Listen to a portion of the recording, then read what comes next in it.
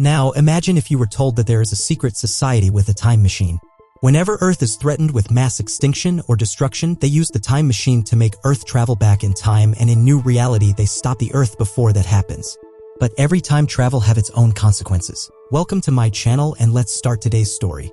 The story starts as a couple wakes up on the morning of July 1st, marking a momentous day for George. He has developed an app with the unique ability to predict stock market fluctuations accurately. Eager to secure investment for his venture, George heads to the bank where the reliability of his app convinces them to invest. Overjoyed, George celebrates with Sarah that night. Amid their happiness, news of a spreading virus named mshorror appears on the TV, initially overlooked by everyone.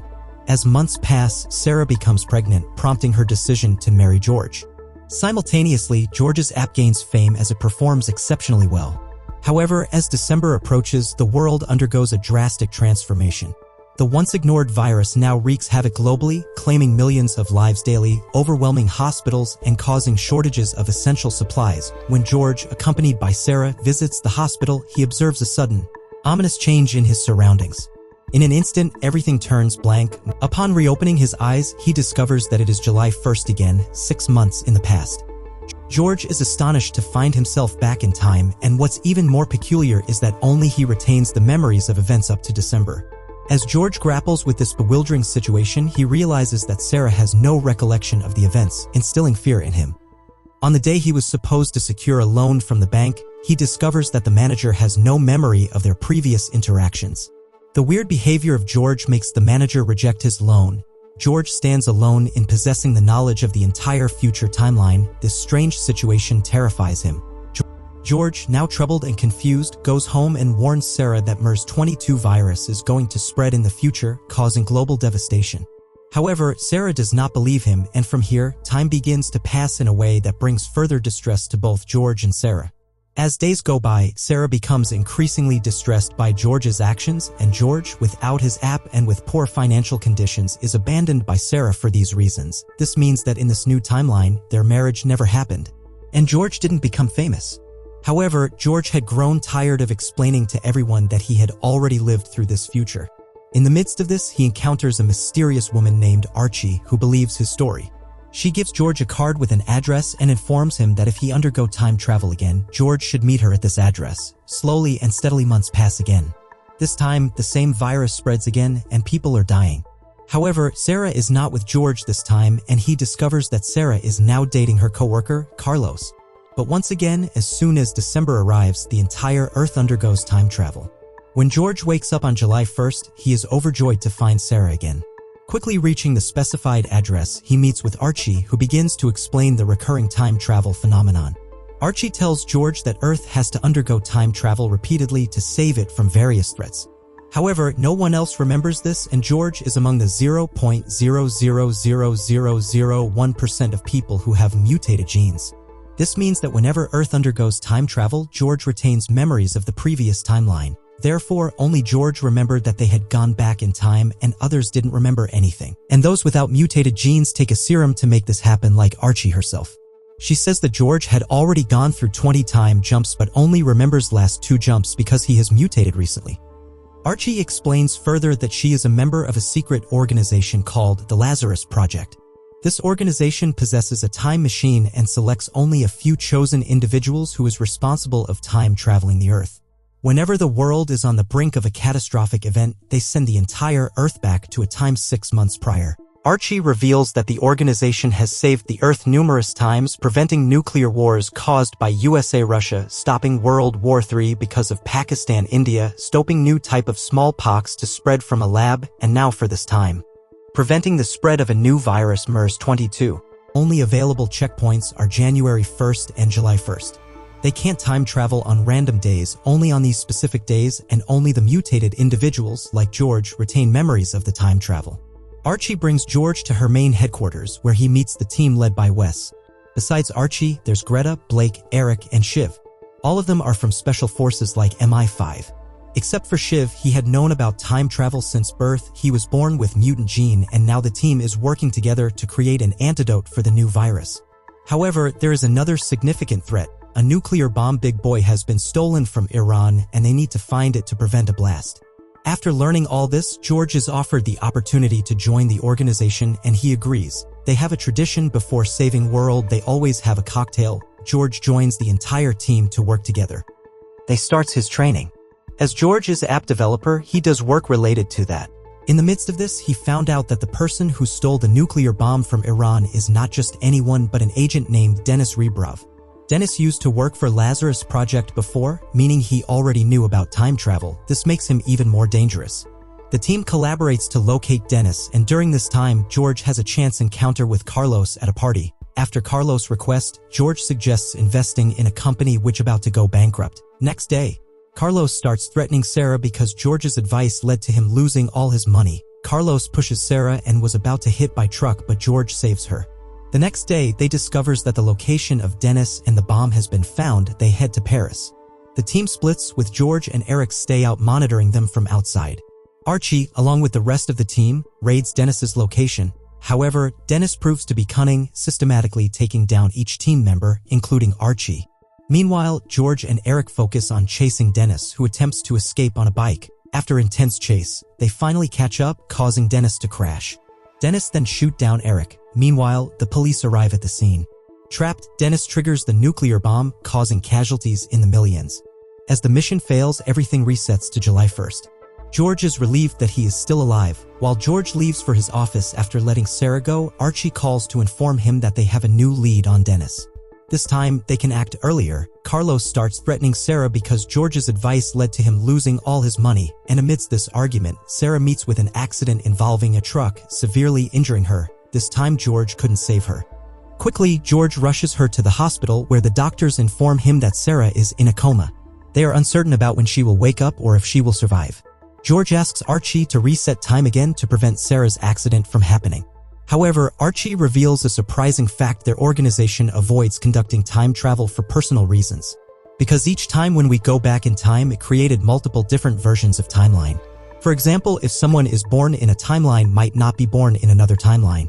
In 1 week, millions of babies are born, but if turned back time, millions of different babies might be born or not born at all. Also, if a man may be married to someone in one timeline might not be in another. Also, if someone died in one timeline in another it didn't. It is considered a significant risk for the entire world, and they only resort to time travel when the world is on the brink of destruction. In summer year 2018, when Archie, along with her boyfriend Ross, was on a mission to prevent a war between Russia and Kyrgyzstan, which starts World War III. Despite multiple time travels, the conflict kept escalating. They'd gone back in time dozens of times, but they couldn't stop the destruction. In one of timeline, Archie died, and in that timeline was best outcome to stop war. But Ross somehow turned back in time to save Archie. After multiple dozens of attempts, in the end, when there was no way out, then Ross tricked Archie and sacrificed himself to eliminate the politician who was about to initiate the war. Despite Archie's repeated requests to Wes, she never initiated a time reset after that because the world war was already stoked. At same time, it is shown at summer 2018 multiple versions of events simultaneously occurring with George while Archie and Ross were resetting time in Russia multiple times. It was the timeline when George was about to meet Sarah. In many timelines he couldn't meet Sarah. Then at last in the final timeline in which war was stoked, they finally met in that version. If the timeline in which he couldn't meet Sarah was adjusted, his life would have completely different. Meanwhile, Denis has finally been captured by the agents and they have also found the antidote for the virus. This means there won't be a time reset. Shiv explains to George that their organization will never initiate a time reset due to personal reasons. However, George confronts Denis and asks why. As an agent of the same organization, he wants to destroy the world. Denis says that repeatedly altering reality through time travel is not the right course of action. They must not play God. He believes that they are tampering with nature, and he wishes for the organization to permanently cease to exist, avoiding any future instances of time travel. Meanwhile, George receives a call from the hospital and rushes there. He discovers that Sarah has passed away. Now, George goes alone to Denis and asks him to help reset time. George is now prepared for this, and he requests Denis to reveal information about his bomb detonator. The plan is for George to blast the bomb, bringing destruction to the world, so Wes would be compelled to perform a time reset. With trust in Denis, he discloses the location of the detonator, ensuring that if a time reset happens, Denis won't be caught this time. The other team members go to their mission to find Fat Boy nuclear weapon, leaving George behind. George goes to the location and there he meets Janet. Janet have to make a detonator for him. Initially she refuses, then she accepts his request. Janet tells him all about the story. Dennis used to work in the same organization with his wife Janet.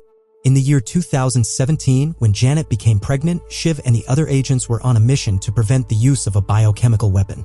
If not stopped, it would trigger a chain reaction leading to the onset of the Third World War. Initially, Shiv kills an agent, thinking that the chemical attack would not happen. However, soon after, Janet gives birth to a baby boy. Both Janet and Dennis were happy, but their joy is short-lived. Shiv informs Dennis that something has gone wrong and the man he killed was just a pawn. There is someone else capable of launching the biochemical attack, and if that happens, they will have to initiate a time reset, resulting in Dennis and Janet losing their baby. Initially, no news comes, but as the checkpoint approaches with only 2 days left for the time reset, Dennis discovers that the biochemical blast has occurred. Shiv and Dennis head to headquarters, where they observe the geopolitical situation. Due to this attack, 2 countries are now on the brink of war with each other. And if this happens, other countries will also be involved, and then everything will end. Now, Janet tells Wes for her baby that the war won't spread so much, so they shouldn't perform a time reset. However, Wes doesn't listen and insists that they must perform a time reset to prevent the biochemical attack. Upon hearing this, Janet starts crying because the time reset would mean losing her baby from reality. They were just hours away from the checkpoint. If they passed the checkpoint, their baby would be saved. So, she pleads with Wes not to do it for the sake of her baby. However, Wes's rules were clear, they would only save the world from ending. From here, another time reset occurs where Janet finds herself in the past when she wasn't pregnant. The bond between Janet and Dennis had completely shattered by now. Janet goes through the pain of being pregnant again to save the same child, but this time it's a girl. This means that her son will never come back. It's like the son is dead. This time mission was successfully completed. When the checkpoint is reached again, her delivery hadn't happened yet. In other words, she won't lose this child. However, by now, it was the year 2018 when Archie and Ross were trying to stop another World War III together. Yes, the same mission in which they had performed countless time resets whenever they failed in the mission. Janet, again, finds herself pregnant each time and has to give birth to her own daughter repeatedly. Imagine the condition Janet must be in, having to give birth to her own daughter again and again every time after the time reset. This happened not just once but multiple times. It was like never-ending time resets. Now, think about what Janet might have gone through, the pain and suffering, having to give birth to her own daughter repeatedly after every time reset. Meanwhile, Janet and Dennis discover that their daughter became mutated, meaning that her daughter also remembers every pregnancy due to time resets. Not just once but many times, Janet had to experience giving birth to her daughter after every time reset. Finally, when Ross sacrifices himself to complete the mission, Dennis and Janet gave birth to their daughter. Then Dennis decided that he would permanently stop the time resets and eliminate this organization regardless of what happens to the Earth. He says we must not play God, all will die when they are meant to. Dennis went to Wes and told her that he wanted to see the time machine that caused the time reset on Earth. He plans to destroy it. Wes explains him earlier that she couldn't show him the time machine. Afterwards, Dennis shoots Wes's secretary in an attempt to force her to reveal the location of the time machine. However, at that moment, Shiv intervenes and stops him. Following this, Dennis had to escape from there, and he told Janet to do the same. Janet, who had already realized that Dennis wasn't doing anything wrong, was experiencing a lot due to the repeated time travels by Dennis and his wife. Then next day we see the detonator is ready. We open in 1981 with baby Shiv in his crib. His mother leaves his room and returns to find Shiv on the floor. Not only that, but now he can walk and talk. He's aging at a remarkable rate. Shiv's mom calls her doctor to explain what she's witnessed. Is there something amiss with her son? Of course, we know he boasts the ability to detect time jumps. While George inexplicably acquired it decades later, Shiv has always had this gift. Then we move through the next several years with Shiv tracking said time jumps and what causes them. He figures out that July 1st is the checkpoint. In 1994, teenage Shiv Shobit Payasaw scribbles his lingering questions in a notebook. Is he special? Does anyone else know about the jumps? Perhaps he can put this ability to good use. Shiv visits his uncle's convenience store. He notes the racist graffiti emblazoned on the storefront, "No thanks to bigoted assholes." Shiv tries to take a candy bar from his uncle, joking the latter should put it on his tab. His uncle reveals he can't afford to give away free items anymore. Shiv needs a job to pay for that. Before departing the store, Shiv reassures his cousin Dinesh that his family will triumph over their financial troubles. The store will survive this temporary rockiness. How does Shiv know? He just does. Next, Shiv gets the idea to bet on racehorses to make money. He has a distinct advantage over everyone else, to be sure. As expected, he accumulates a lot of cash from winning his bets. He plans to give it to his uncle to keep the store afloat but becomes distracted by video game stuff. Thus, he blows his money on games, shoes, and clothes. Later, he decides to bestow what little funds he has left to his uncle.